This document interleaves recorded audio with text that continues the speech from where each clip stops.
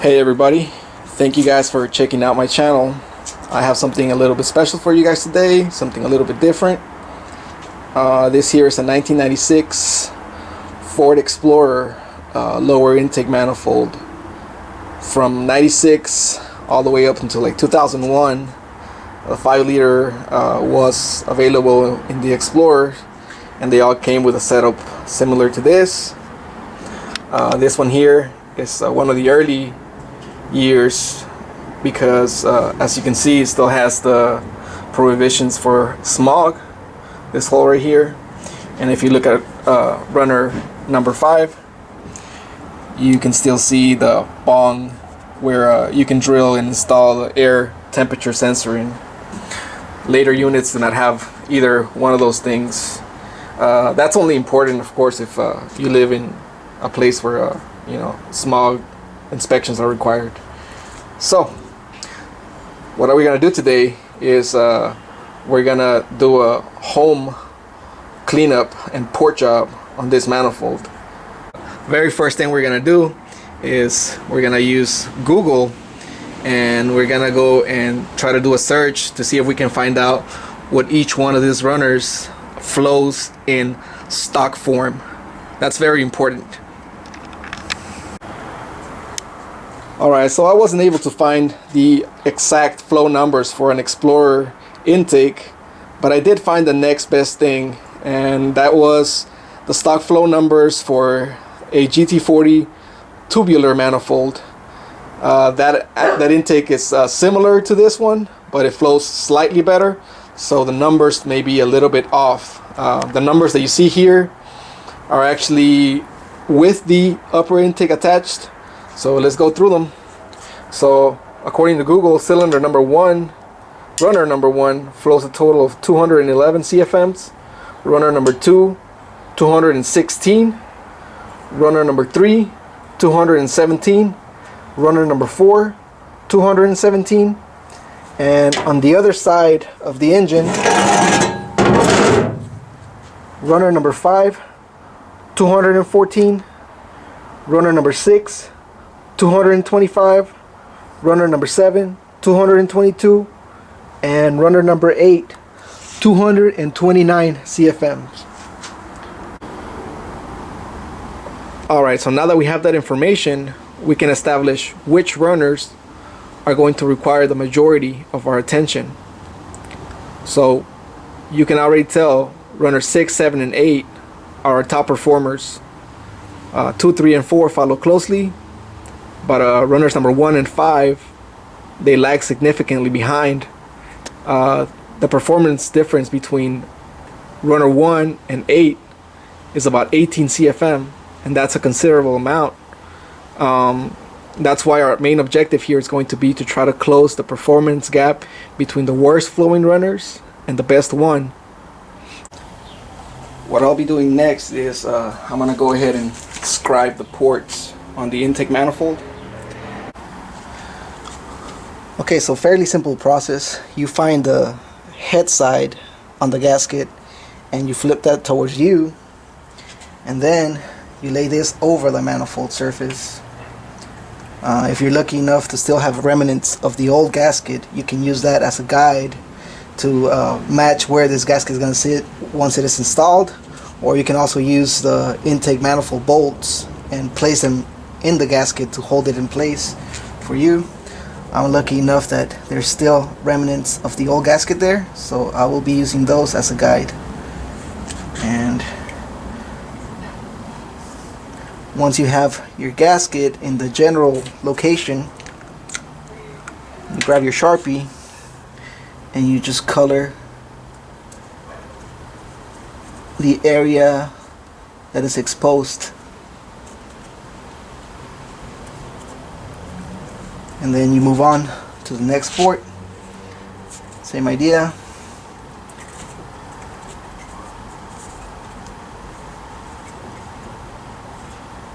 So you gotta make sure the gasket doesn't move on you.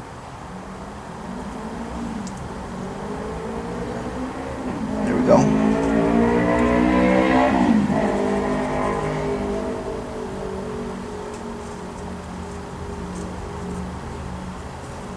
and you're gonna go and do that for all the runners.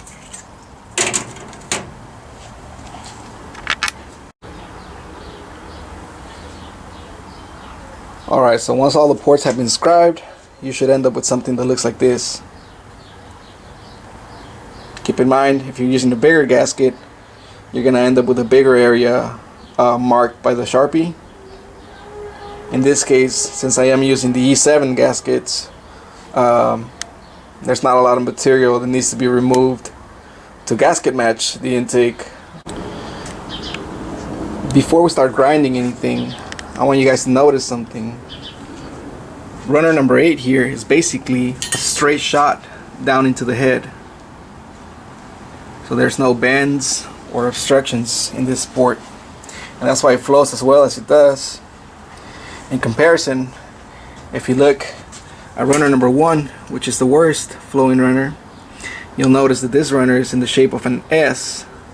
Not only that, there's a pinch point down in this area here, and that is what they call the dog leg. So this pinch point is what causes this runner to flow so poorly. Let me see if I can flip it around and show you guys.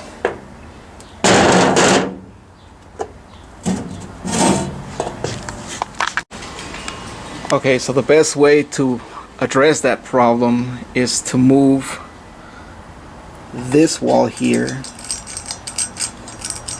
back in that direction. So with the grinder, you're going to grind in this area back here and push this wall back to the left. The only problem is, if you want to open it up completely, the only way to do it is you need someone to add material in this area here. So you'd have a welder add aluminum to this area, but we're not going to do that because this is a home port job. So we're going to carefully grind and move the wall back just enough so that we don't break through in the area that I showed you. Okay, let's get to it. Alright, so as far as tools go, you're definitely going to need some sort of grinder with a built-in speed control, or you might want to get an external one to regulate the speed of the grinder. Or believe it or not, you can also use a drill. This is now my favorite method. Don't ask me why, try it out and you'll see. You're also going to need a few carbide bits.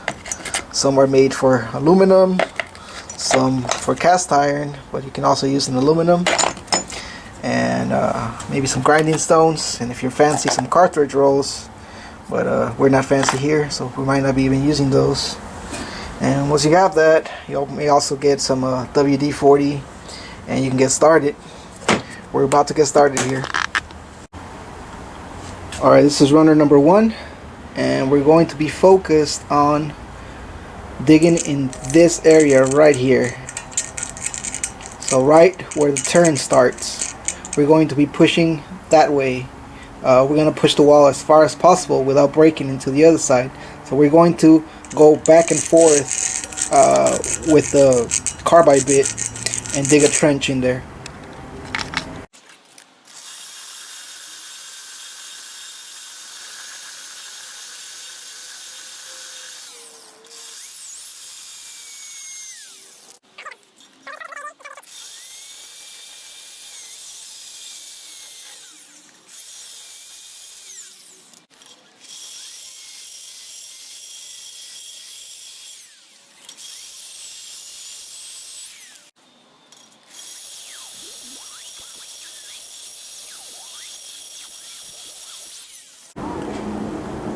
Alright, let me show you guys what's going on so far.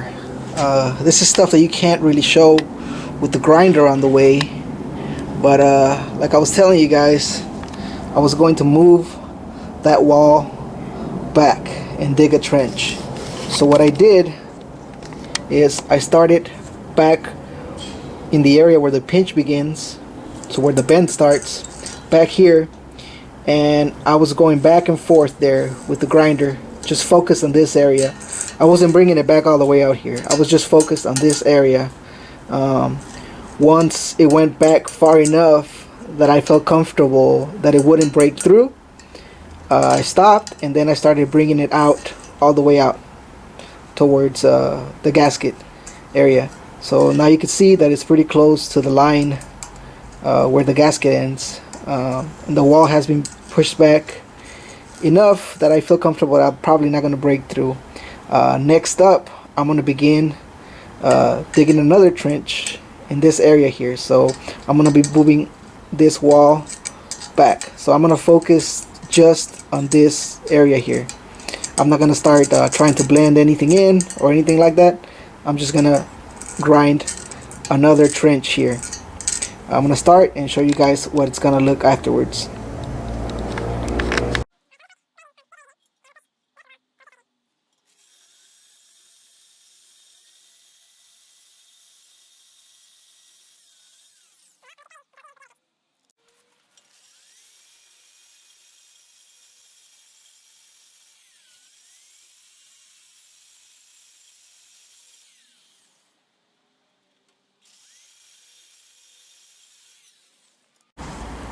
Alright, so I've been grinding straight up and down in this area here, and now it's almost level with the trench that we dug. What I have to do now is start from back here and pull the grinder back until all of the wall matches the trench and it meets the black part where the gasket should go.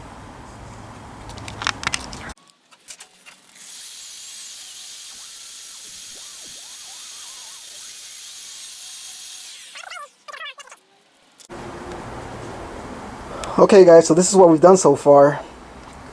We've only worked on this side of the runner. What we did on runner 1 was we started by making a cut right at the pinch area and then bringing that cut all the way back out. Then we made a second cut going down, and that's how we straightened out this runner. Alright, so that relieved the pinch area. We're gonna go ahead and take the same steps on runner number 5, which is the second worst, and we're also going to do it to all the runners who have a pinch area, but to a much lesser degree. I'm going to go ahead and make the trenches and then show you guys. Alright, so this is runner number 5.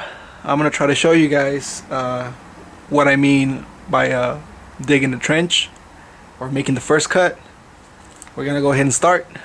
We're going to focus on the back first and then bring it outwards.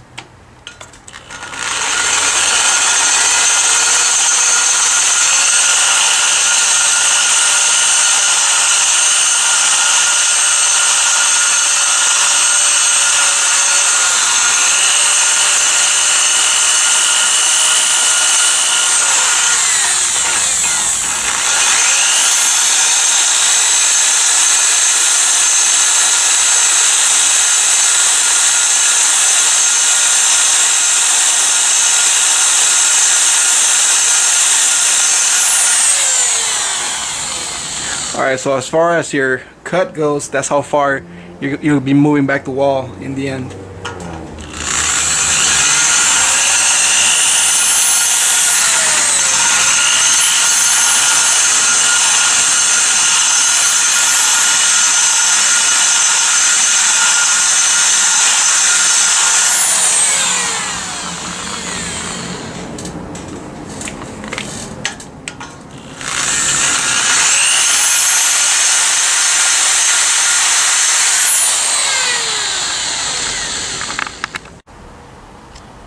Alright guys, so that area there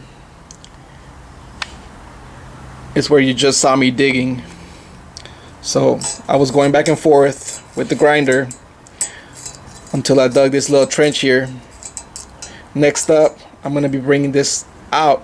So with the grinder, I'm going to start bringing it all the way out until the trench continues all the way to close to the gasket area. After that, I'm going to make a second cut going down this way and that's going to push the wall all the way to the left. All right.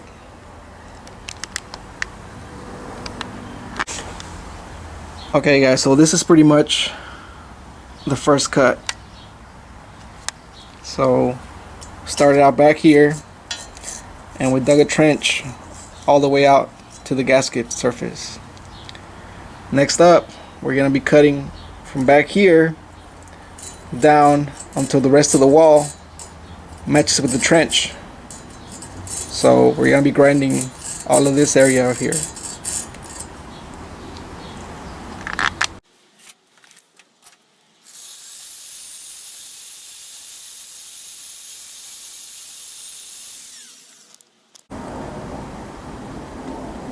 Alright, this is runner number 5. This is where our trench was. We were grinding back on this wall here until it leveled off with the trench. That's how we relieve the pinch area back here. If you compare this runner now to this one, which flows much better to begin with, you'll see that now they look about the same. Alright, so now we're going to move on and work on the rest of the runners. These require a lot less work. However, they still have small pinch points. So I'm going to dig the trenches and show you guys how far I will be digging on these. Okay, so I'm going to show you the cuts on the remaining runners. Like I said, these are not going to require as much work, so the digging that we did on these is a lot smaller. So this is runner 2 here. This is the trench here. Quite small compared to the first 2 runners we did. Alright, same deal with runner number 3. Very small trench. Okay. And then runner number 4, the bend on this one is actually on the other side, so the trench is on this side here. Alright. So let me flip this around and show you guys the cuts on the other side. Alright, here we go. This is going to be runner number 6 here. Okay. Small trench. Runner number 7. Small trench. And then runner number 8 requires almost no work at all, so we dug a very small trench on this. Alright. Alright, so what I'm doing next, since I can't show you with the grinder on the way, is I'm going to come way back here. Look. Alright, so I'm going to start digging with the grinder from the back and then leveling off the wall here with the trench, right? So slowly working our way out onto the gasket area. Alright, once that's done, I'm going to show you what it looks like before we do a gasket match on the manifold.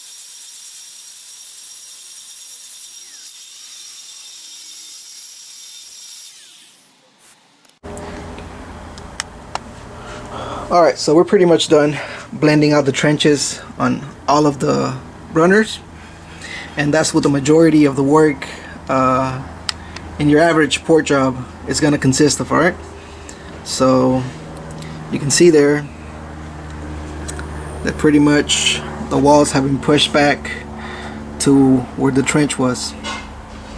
Alright, show you guys the other side.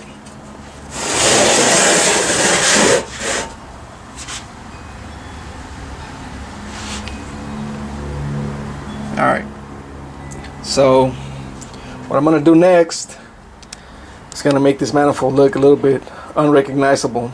Alright, so I'm going to go ahead and use this bit here, which is about 2 inches long, and I'm going to go and carve out the rest of the gasket. Alright, so I'm just going to match the rest of the manifold to the gasket. Yeah. But the majority of the work is what you saw me do already. Alright, this is just basically opening up the entrance here to about 2 inches into the manifold. So you want to blend this edge here 2 inches in. Alright, and then we'll be done.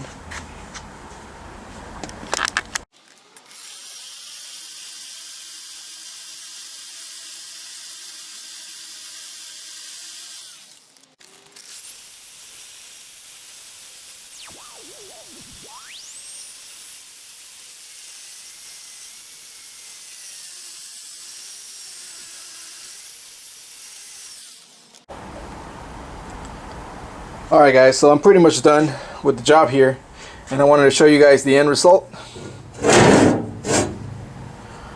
So I went ahead and finished off the port matching, and I cleaned off the gasket surface as well. Alright, so you can tell these runners look pretty much about the same now. Alright, show you guys the other side.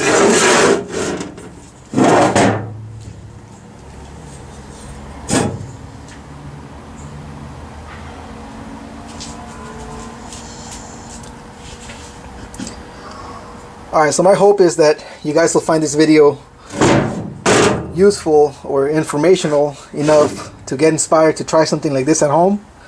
It does require some work, but it's definitely something that you can do in your own garage.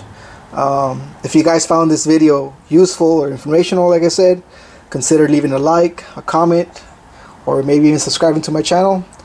Thank you guys for giving me your time. I hope you guys have a nice weekend.